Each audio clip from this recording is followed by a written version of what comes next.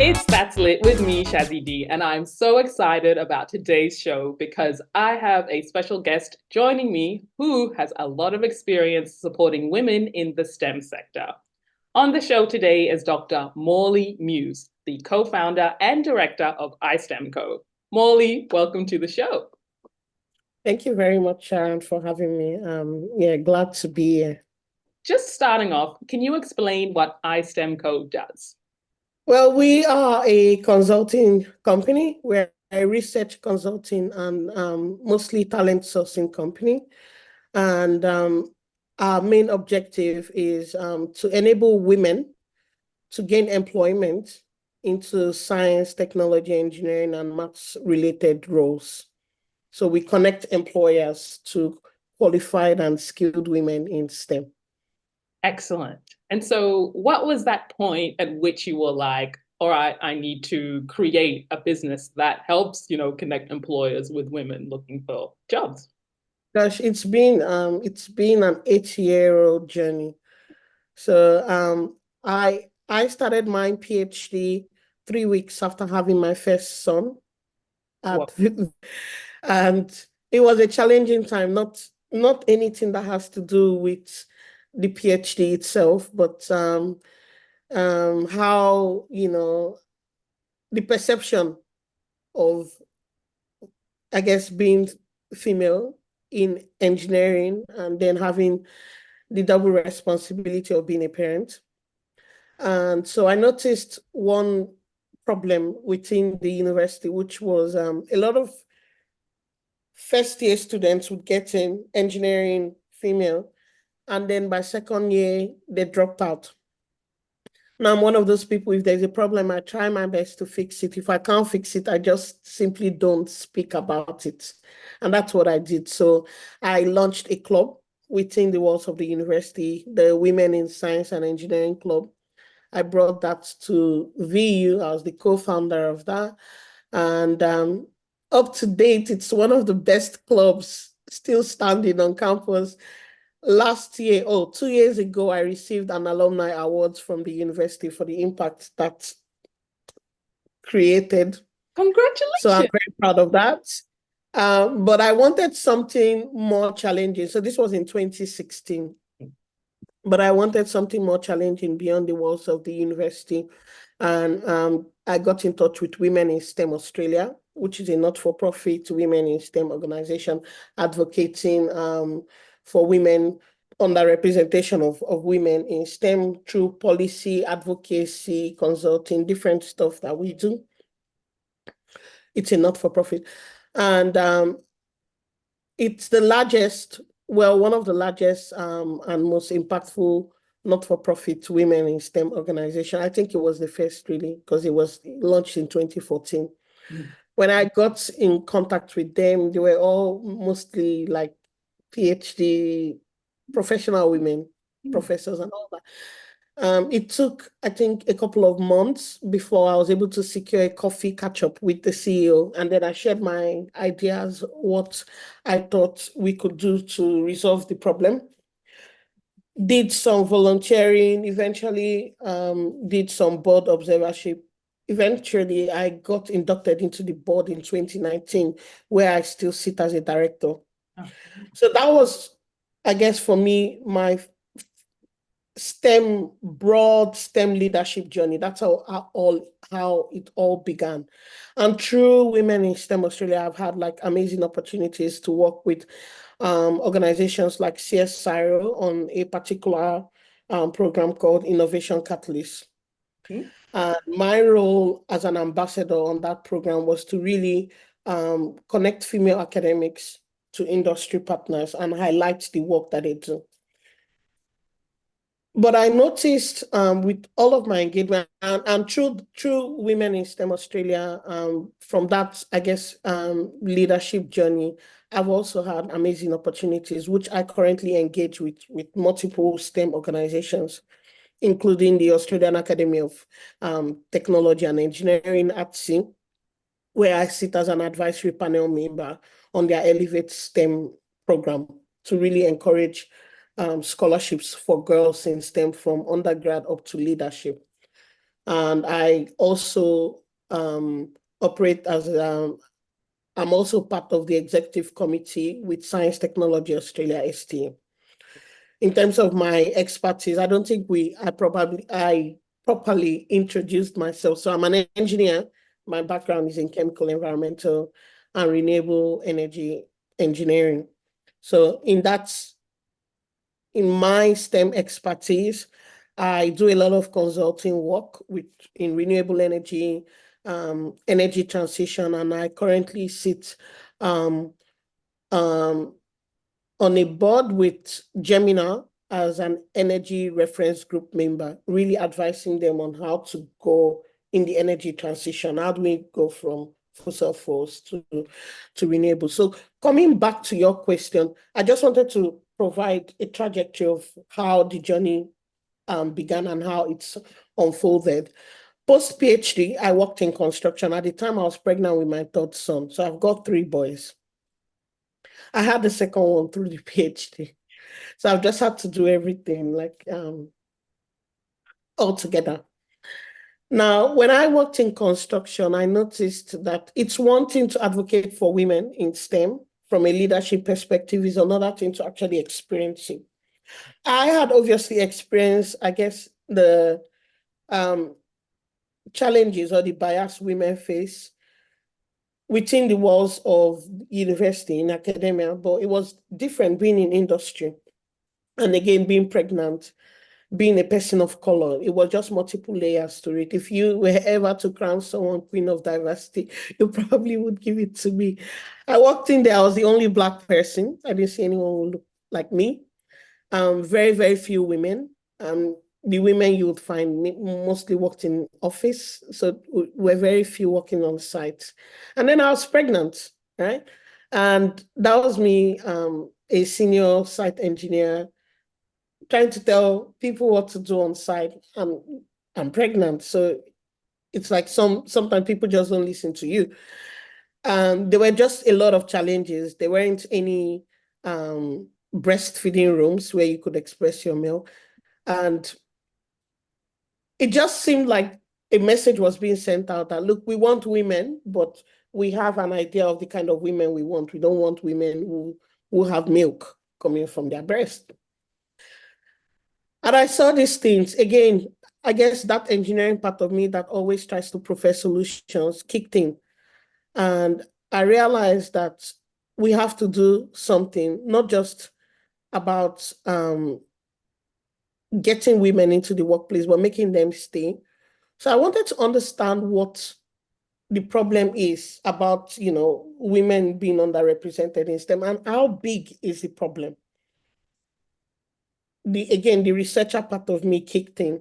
So I did some personal investigations and I saw some very alarming statistics. Oh my goodness.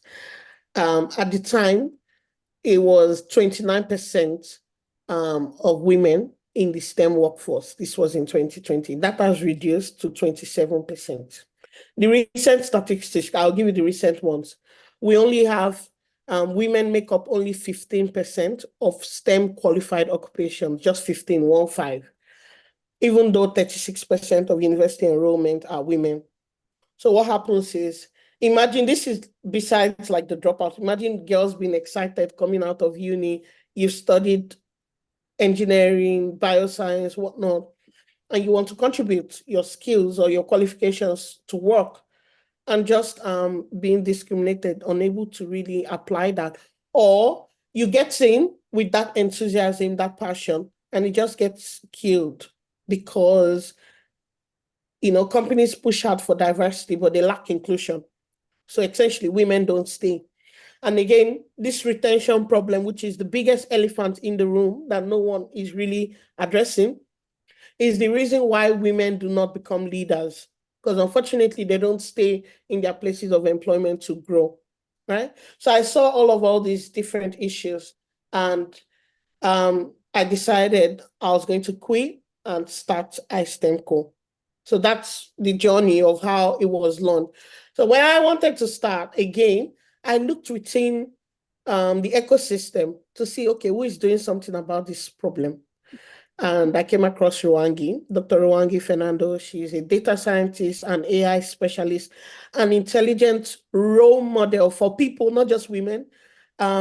She's someone who puts the effort where, like she does the work, not just talk the talk. Amazing, amazing, brilliant woman. So I got in touch with Ruwangi. We've known each other, I think, since 2018, all the way from Vic Uni. Interestingly, when she launched STEM Sisters, so she's the founder of STEM Sisters, an advocacy group for women of color in STEM. But when Ruwangi launched STEM Sisters, it was going to be like a uni club. But then there was already WISE, which I had already launched. So it gave that opportunity for STEM Sisters to grow. Today, it's a national organization, making waves across Victoria, New South Wales, like nationally. So I'm very proud of Rwangi. And I'm also very proud that we get to work together to amplify, not just amplify the voices of women, but to really create opportunities. So what with iSTEM, we have like five key areas that we focus on, which is the areas where we think impact needs to be for us to see a shift in gender equity in STEM: education, employment, retention, leadership, entrepreneurship, and we are tackling all these 5 areas. I like that you talked a lot about retention because that works really well with my next question about that kind of gap between, okay, yes, women are coming into school, university, and they're doing the actual courses. So they have the skills, the knowledge, but then it's the employment side or staying in employment that becomes challenging. So from your experience, can you maybe like talk about how maybe businesses can really do the more internal work to actually keep women in their jobs? I was in a panel with the talent acquisition and recruitment community. And again, we got asked this question. And my response, I don't think it's what the companies need to do, but if companies want to do, right? So there are so many things that they can do to improve, to shift the dial, but do they want to do it? For example, and I gave this example, for a long time, by we, I mean a lot of people advocating for this change had advocated for flexible work. This was way before COVID. I have like a series of articles that I had written before then, trying to promote that. And it almost seemed like it was impossible to achieve. And then COVID came, and it was obviously very possible for us to do, right? Yes. So the thing is, if we do the same things and expect to see the same result, it's folly. You can't do the same thing and expect to see the same different results, right? So it's about what do they want to do. And again, I give this analogy. I'll answer your question, but I'm a very visual person. So my brain works in pictures and it also works in boxes. So I put things in different compartments, And I'll give you this image. Imagine animals grazing on a moorland, on a field, on a green field. When the grass is green, the animals graze and they sleep. They lie down in green pastures, right? But when it's brown, yes, true. When it's brown or it's yellow, they graze and they move on. No one wants to lie down in a brown or yellow field. So it's now about what can businesses do to keep their field green. And it's costing businesses a lot more money to keep recruiting every year. Some of the businesses that I've engaged with have attrition rates of 20 to 70%. A particular company had all of their women of color in their Queensland branch quit in 1 month. 1 month? Oh. Yes. Right? So it is, at this stage, it is like very important for us to, we can't view women as charity or people of color or any other, I guess, underrepresented group. When you apply for a job, say, for example, you see a job ad as an environmental engineer, and you happen to be a person of color, or a person with a disability, or a person with a different sexuality, or, the first, I guess, thing you saw that made you apply for that role is environmental engineer because you're qualified. So sometimes even, I guess, the narrative around diversity hire, it's skewed and it needs to shift mentally because it almost seems to send an impression or make an impression that those people are being hired because, in quote, of their diversity. However, they have actually been hired because of their skills. Their diversity happens to be a secondary aspect of what they bring to the table, right? So it's really, as a company, incorporating to make people stay. You don't have to just push for diversity, so you have to also push for inclusion. People have to feel heard. And when people don't feel heard, that's when they leave. Unfortunately, a lot of the businesses leave these things to their HRs or TA people or their people and culture. That's unfair. Completely unfair. They shouldn't have to do all of that. You can outsource some of that to consulting companies like iSTEM. So in iSTEM, we have a program we launched called Mentoring Retention Program.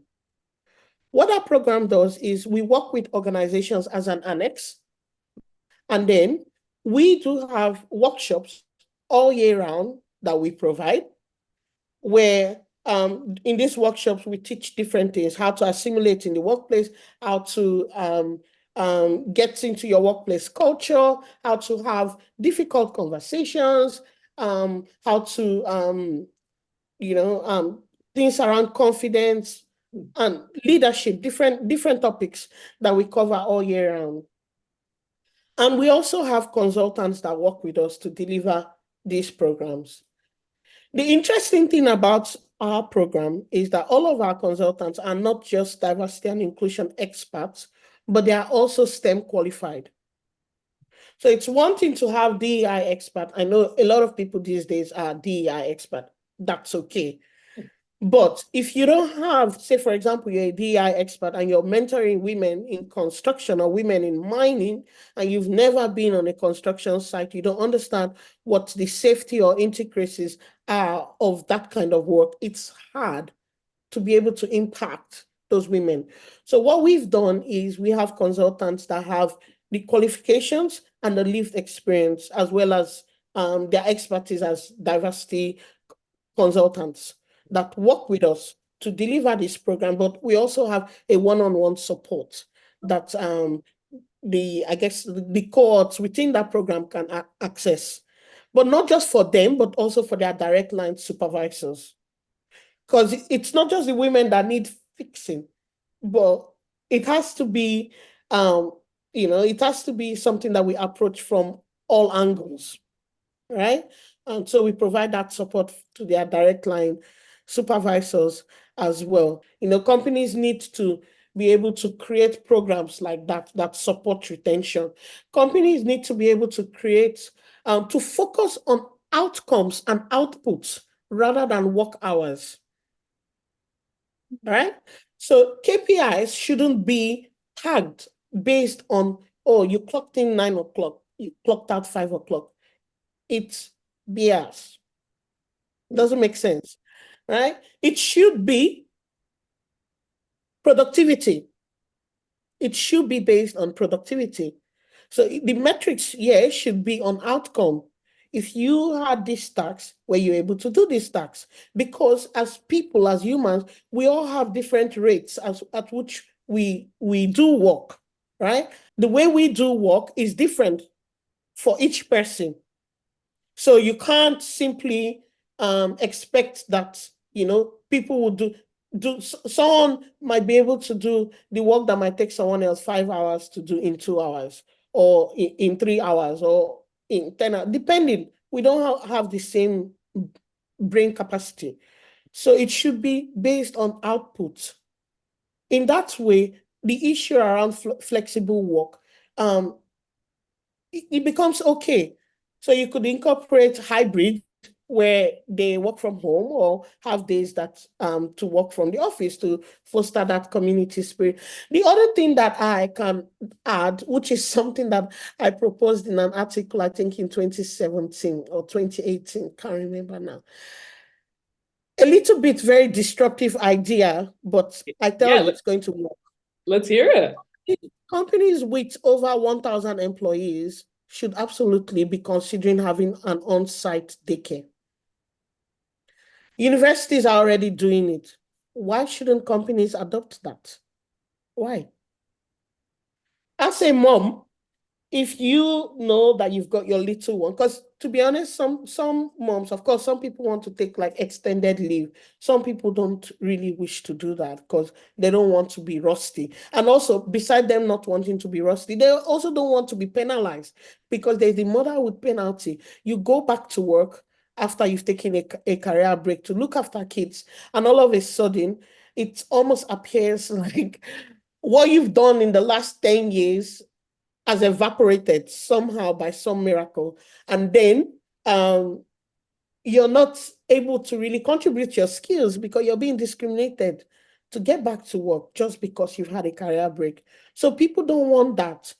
If a mom knows that our baby is downstairs and she can take a break to go spend time with a toddler or whatever, it gives her that level of comfort. And that's why a lot more, I guess, moms or caregivers, not just moms alone these days, they choose to work from home, because it gives you that level of comfort to know that you can easily have access to the kids. So companies with over 1,000 employees, they can decide to do something like that.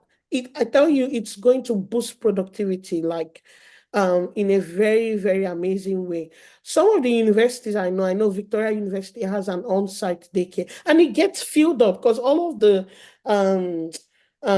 staff would be using that for their kids. And so I just sometimes wonder why big companies don't have that. So there are a couple of tweaks that we can do if we want to see a change, which we have to do, because this month we would be having the gender pay, what's it called again? Like Yes, companies have to reveal yes, the pay gap. yes, exactly. So there is a lot of work to be done. According to World Economic Forum, it's going to take us 131 years Woo! To actually to close the achieve gap. gender equity. No, not So that's a very long 120. time. So everyone has to, I guess, be on top of their toes to find ways to accelerate that and bring that time closer, if there's any way we can do that. So it's everyone's collective, I guess, a societal collective responsibility to do that. Woo. And so I guess my final question, because we've covered a lot, but one thing I would like for you to share is maybe something that you would say to someone, any women out there who may be struggling currently in whatever STEM area that they might be in. What would you say is maybe like the first step if they're, struggling in the industry? Find your village, find your crowd. Humans were never really made, born, or created to do life alone, right? So find your community, and your community may not be in your current cycle. Yeah. So when I faced a lot of challenges during my PhD, and so one of, I guess, the biggest support that I had was my involvement with Women in STEM Australia. Interestingly, on the board, most of them at the time came from the medical and health background, Mm. right? But because they were a lot older or experienced women, they had already, like some of them had faced different challenges, maybe not the kind of challenges that I had faced, but it was very comforting to be able to have that support network where I could openly share and I could also benefit from their wisdom. So that really, really helped me a lot. Right. I'll give a lot of credit to Dr. Margaret Evans Scala. You know, Maggie, she's been like Maggie, Emma, they were just very, and Maggie, if you're listening to this, or Emma, please don't be embarrassed. But they were just amazing people being there. Because look, I had a lot of challenges, both professional and personal challenges. So I lost my mom 11 years ago, just before making the move to relocate to Australia. And during my PhD, 3 years into so I started my PhD, like I said, 3 weeks after having my first son. 3 years into my PhD, I was about 7 months pregnant.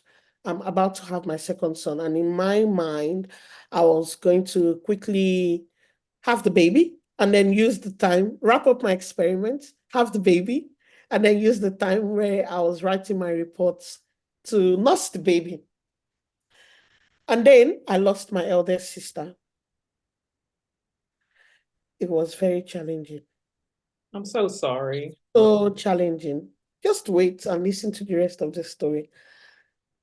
And 2 months before my PhD thesis was due, I lost a second sister. So I went through a lot of personal challenges. When my eldest sister passed on,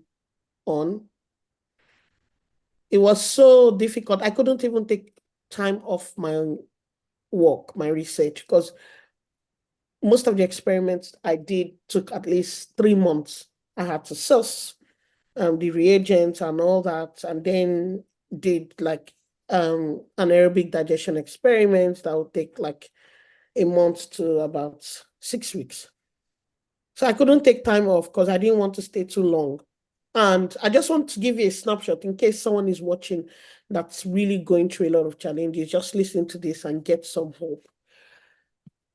When I had my second son, maybe because of everything that I had been through, it was challenging.